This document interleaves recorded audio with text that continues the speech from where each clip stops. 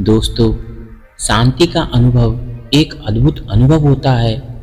उसको तो जुबान से नहीं बताया जा सकता, वह तो केवल अनुभव किया जा सकता है। शांति को मुख से बोलकर या लिखकर नहीं बताया जाता, उसे सिर्फ अनुभव किया जाता है।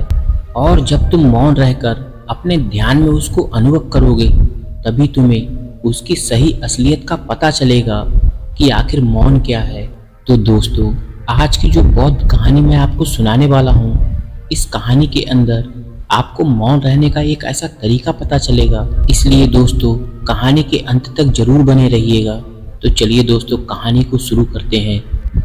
एक बार की बात है, एक गुरु के पास एक अधेड़ उम्र का एक व्यक्ति आता है और कहता है, गुरुजी, मैं आपका शिष्य बनना चाहता हूँ। गुरु जी ने भी उसको अपना शिष्य बना लिया। बाद में गुरु जी को इस बात का पता चला कि उस आदमी को तो बहुत ही ज़्यादा बोलने की आदत है। वह आदमी एक मिनट भी चुप नहीं रह सकता। उसको किसी न किसी विषय के बारे में थोड़ी ही देर में बोलना ही था। वह आदमी हर रोज गुरुजी से एक ही बात पूछता कि गुरुजी, इस दुनिया का सबसे बड़ा ज्ञान क्या है। और जब भी गुरुजी से ये सवाल पूछता तो गुरुजी चुप हो जाते और कुछ नहीं बोलते, क्योंकि गुरुजी को पता था कि शिष्य को ज़्यादा बोलने की आदत है और अभी इसको सबसे बड़े ज्ञान के बारे में बताना व्यर्थ की बात है। इसलिए वह चुप हो जाते और कुछ भी नहीं बोलते। शिष्य हर रोज पास वाले गांव में भिक्षा मांगने जाया करता। वहाँ से भिक्षा मांगता और वहाँ से जो कुछ भी मिल जाता वह आश्रम में ले जाता। गुरु जी को इस बात का पता था कि इसको ज़्यादा बोलने की आदत है, इसीलिए गुरु जी उस शिष्य का ध्यान रखते कि कहीं किसी मुसीबत में ना पड़ जाए। एक दिन ऐसे ही वो शिष्य एक गांव में भिक्षा मांगने जाता है और एक घर में जाकर भिक्षा मांगता है। अब उस शिष्य को कुछ ज़्यादा बोलने की आदत थी, क्योंकि वह एक मिनट में भी चुप नहीं बैठता। इसीलिए उसने उस घर में नज़र घुमाई तो उसकी नज़र एक भैंस पर पड़ी। भैंस शरीर में बहुत मोटी थी और उसके घर का दरवाज़ा भी बहुत छोटा था। तभी उसने उस घर के मालिक से कहा कि भाई साहब, आपकी भैंस तो बहुत मोटी है और आपके घर का दरवाज़ा तो बहुत छोटा है।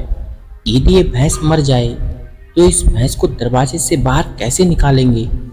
जैसे ही ये बात उस आदमी ने सुनी, वह आदमी एक डंडा लेकर उस शिष्य के पीछे पड़ गया उसको मारने के लिए।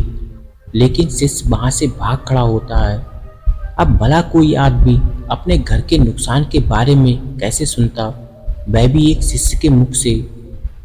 अब शिष्य वहां से भागते हुए दूसरे घर में जाता है। वहां भी जाकर वह भिक्षा मांगता है।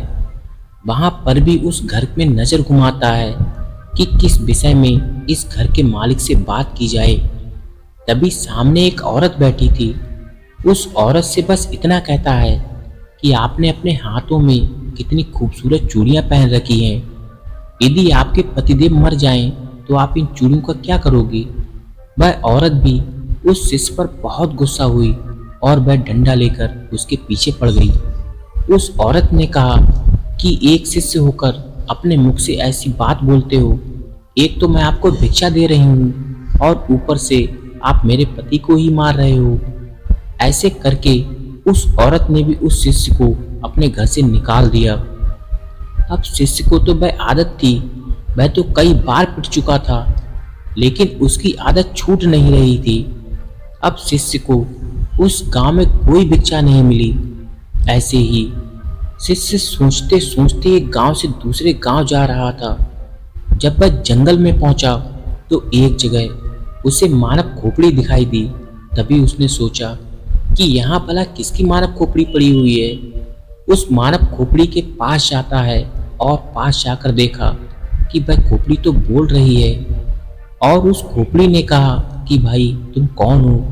तभी शिष्य थोड़ा सा डरा और बाद में बोला कि मैं तो एक शिष्य हूँ और भिक्षा मांगता हूँ, लेकिन तुम कौन हो और यहाँ क्या कर रहे हो। तभी खोपड़ी ने कहा कि मैं एक शिकारी हूँ और ज़्यादा बोलने के कारण मैं यहाँ पहुँच गई। तभी शिष्य ने सोचा कि भला खोपड़ी कैसे बोल सकती है, ये तो सिर्फ एक हड्डियों का ढांचा है, और ये कैसे बोल सकती है। और ये बात यदि मैं यहाँ के राजा को बताऊंगा तो वह राजा जरूर मुझे इनाम देगा। इसी के चलते शिष्य दौड़ता दौड़ता राज दरबार में पहुंचा और राजा को जाकर अपनी सारी बात बताई। राजा को पहले तो लगा जरूर इसने मदिरा पी रखी है और इसी के चक्कर में इतनी बकबक कर रहा है। बाद में जब शिष्य अपनी बात पर अड़ा रहा तो राजा ने कहा कि ठीक है, यदि तेरी बात ठीक है तो तुझे इनाम दिया जाएगा, यदि ठीक नहीं है तो तुझे फांसी लगवा देंगे। तो शिष्य ने कहा कि महाराज, मैं भला झूठ कैसे बोलूंगा और क्यों बोलूंगा, आप मेरे साथ चलकर जंगल में देख लीजिए, आपको भी विश्वास हो जाएगा। उसके बाद राजा ने आदेश दिया कि 5 सैनिक इसके साथ जाओ और इसकी बात सच निकलती है तो इसको अपने कंधे पर बैठा कर लाना, और यदि इसकी बात गलत निकलती है तो इसको घसीटते हुए राजमहल में लेकर आना।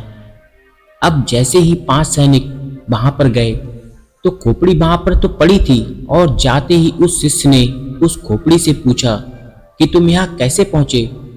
वह खोपड़ी कुछ नहीं बोली। बार बार उसने उस खोपड़ी से पूछा, लेकिन खोपड़ी कुछ बोल ही नहीं रही थी। बहुत देर होने के बाद कुछ सैनिकों ने उस शिष्य को पकड़ लिया और घसीटते हुए राजमहल में लेकर आए और राजा से आकर कहा कि महाराज, ये तो झूठ बोल रहा है, खोपड़ी तो वहां पड़ी है, लेकिन खोपड़ी भला बोल कैसे सकती है, ये तो मूर्ख आदमी है, इसको तो कुछ पता ही नहीं है। तभी राजा ने आदेश दिया कि शिष्य को फांसी पर लटका दो। इतना सुनते ही वह शिष्य थर थर कांपने लगा और अपने गुरु को याद किया कि गुरुदेव, आज तो मुझे बचा लीजिए, नहीं तो आज मेरी मौत पक्की है। जैसे ही शिष्य अपने गुरु से अर्जी करता है और आश्रम में बैठे बैठे गुरु जी को ये आभास हो जाता है कि शिष्य मुसीबत में पड़ गया है और कुछ ज्यादा बोलने के चक्कर में ही मुसीबत में पड़ा है। गुरु भी जल्दी जल्दी अपने शिष्य के पास आते हैं और राजा को जैसे तैसे करके समझाकर उस शिष्य को वहां से छुड़ा लेते हैं, और शिष्य और गुरु दोनों ही आश्रम में वापस लौट आते हैं। तभी वह गुरु कहते हैं कि मैंने तुझे कई बार कहा कि ज्यादा मत बोलो, ज्यादा बोलने के चक्कर में आदमी कभी कभी बुरा फंस जाता है। तभी वह शिष्य कहता है कि गुरुजी, मेरी आदत पड़ गई है, अब मैं चाह कर भी इस आदत को छोड़ नहीं पा रहा हूँ। मुझे पता है मुझे दुनिया का सबसे बड़ा ज्ञान मिल जाएगा तो मेरा मन अपने आप शांत हो जाएगा, मैं अपने आप चुप हो जाऊंगा, लेकिन आप मुझे सबसे बड़ा ज्ञान बता ही नहीं रहे हो। मैं आपको कितने दिनों से पूछ रहा हूँ। जैसे ही उसने सवाल किया, गुरुजी फिर चुप हो गए, कुछ भी नहीं बोले। अब ये शिष्य गुस्से में वहां से चला जाता है और कहता है कि गुरुजी, मुझे बड़ा ज्ञान बताना ही नहीं चाहते। उसके बाद तो शिष्य एक तरफ जाकर बैठ गया। रात का अंधेरा पड़ गया था, शाम हो गई थी। प्रकृति में पाई जाने वाली हर चीज अपनी गहरी नींद में जा चुकी थी। तभी उसने आकाश में देखा कि तारे टिमटिमा रहे हैं। रात की एक शांत आवाज सुनाई दे रही है जो अंधेरी रात में हमेशा सुनाई देती है। तभी शिष्य को धीरे धीरे एक चीज का आवाज होता है। उसको एक आवाज सुनाई देती है। वह आवाज थी उसके मन की आवाज। वह उसको इतना आनंदित कर रही थी कि उसका मन एकदम खुश हो गया। वो कुछ भी बोल नहीं पा रहा था। उस दिन उसका मन एकदम शांत हो गया। उसको एक अलग सा आभास होने लगा। उसको एक अलग सी शांति प्रतीत हो रही थी और उसको लगा कि शायद दुनिया का सबसे बड़ा ज्ञान यही है। और गुरुजी मुझे हमेशा बताते आ रहे थे, जब भी मैंने उनसे पूछा तो वह शांत हो जाते, कुछ भी नहीं बोलते, और यही दुनिया का सबसे बड़ा ज्ञान है। ज्यादा बोलने के चक्कर में मैं कई बार मुसीबत में फंसा तो गुरुजी ने ही मुझे बचाया, और गुरुजी हर बार मुझे ज्ञान दे रहे थे, लेकिन मैं इस ज्ञान को समझ ही नहीं पाया। तभी वह शिष्य वहां बैठकर पूरी तरह मौन का आनंद लेता है, शांति का आनंद लेता है। उसके बाद वहां से उठकर अपने गुरुजी के पास जाकर बैठ जाता है चुपचाप कुछ भी नहीं बोल रहा था। तभी गुरु को पता चलता है कि शिष्य को मौन मिल गया है। तभी वह गुरु जी कहते हैं कि दुनिया का सबसे बड़ा ज्ञान मौन नहीं है, लेकिन मन ही रास्ता है सबसे बड़े ज्ञान को पाने का।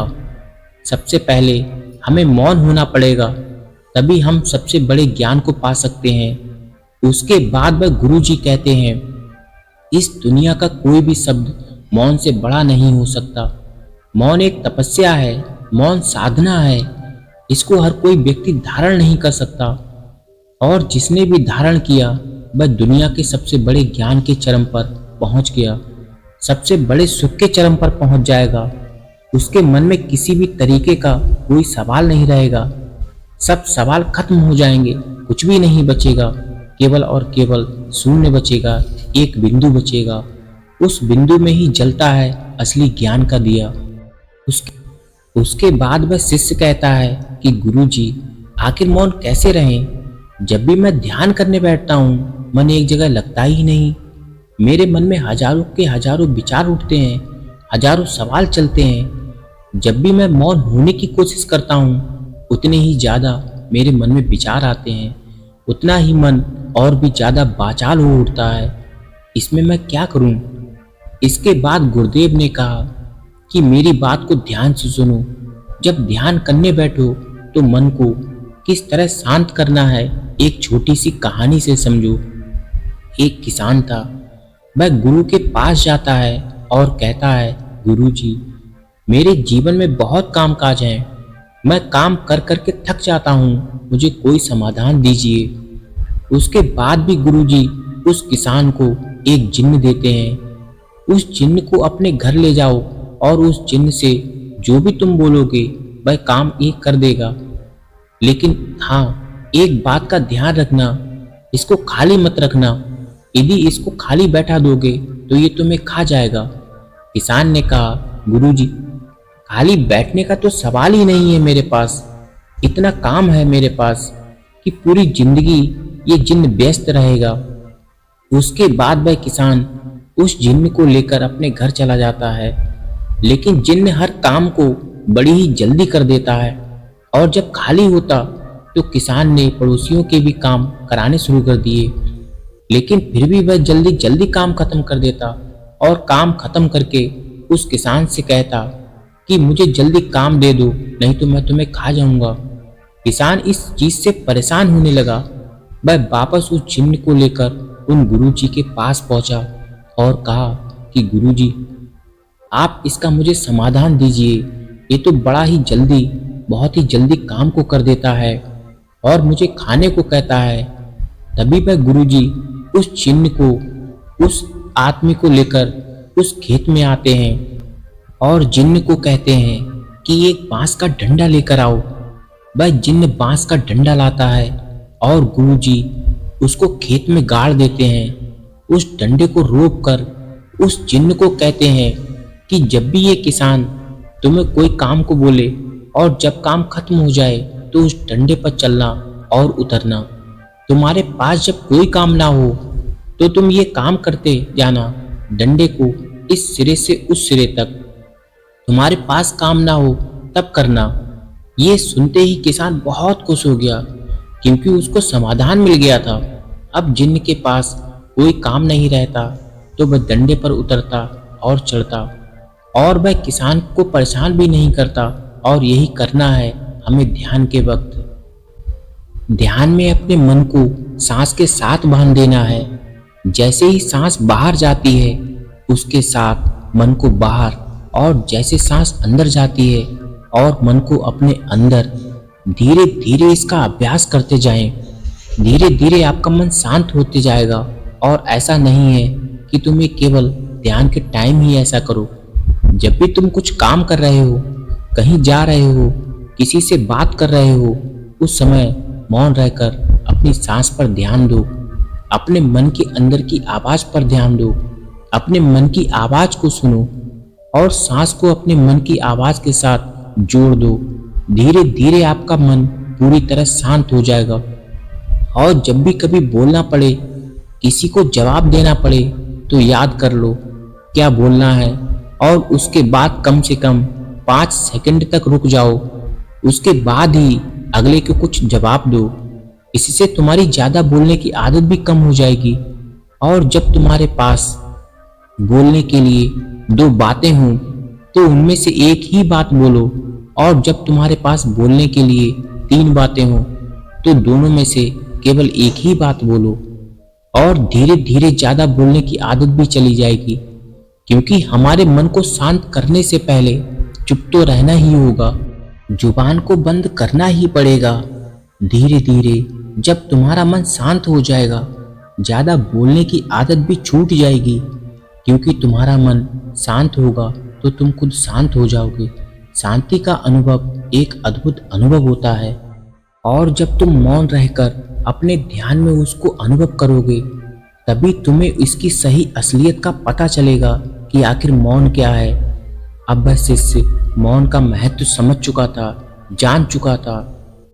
जब वह मौन नहीं था तो दुनिया में भटक रहा था, इधर उधर मार खा रहा था, उसको शांति मिल ही नहीं रही थी। लेकिन जब उसने असली मन को अनुभव किया, तब सबसे बड़ा सुकून उसको ही मिला। उसने असली शांति का अनुभव किया। तो दोस्तों, हमें भी अपनी जिंदगी में मौन रहकर इसका लाभ उठाना चाहिए। इस मौन के अंदर जो शांति है, उसको वास्तविक में कोई अद्भुत अनुभव होगा, क्योंकि इतने बड़े बड़े संतों ने, भगवान गौतम बुद्ध ने इसको सबसे बड़ा सर्वोपरि बताया है, सबसे बड़ा सुख बताया है, ज्ञान का पहला मार्ग बताया है। तो हमें भी अपने जीवन में मौन रहकर अपने मन को शांत करके इसका अनुभव जरूर करना चाहिए। तो दोस्तों, कैसी लगी आपको ये कहानी? उम्मीद है कि आपको ये कहानी पसंद आई होगी। पसंद आई है तो वीडियो को लाइक और हमारे चैनल को सब्सक्राइब जरूर कर दें। मिलते हैं अगली बार इसी तरह की और रोचक भरी जानकारी में। तब तक के लिए अपना और अपनों का ख्याल रखें। धन्यवाद।